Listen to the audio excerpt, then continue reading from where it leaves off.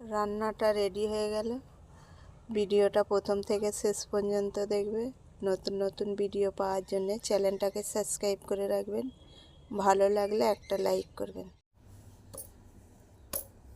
আজকে রেসিপি বানাবো লাউ।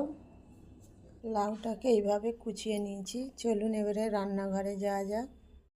মাংসর চর্বিটা পেঁয়াজের ওপরে দিয়ে দেবো। আদা রসুনের পেস্ট দেবো, হলুদের গুঁড়ো দেবো, লঙ্কার গুঁড়ো দেবো, জিরে মিক্স করা আছে দিয়ে দেবো, অল্প কাশ্মীরি লঙ্কা, স্বাদ আসার জন্যে মুগ ডাল দেবো, রাখা লাউগুলো দিয়ে দেবো। 5 মিনিট মতন ঢাকা দিয়ে রাখবো। লাউটা এইভাবে রান্না করলে, মাংসর চর্বি দিয়ে রান্না করলে বেশি টেস্ট হয়। এর মধ্যে মুগের ডাল পড়েছে, রান্নার আরও স্বাদ আরও বেড়ে যাবে। আজ বিশাল হাওয়া দিচ্ছে, ছাতের মধ্যে রান্না করছে।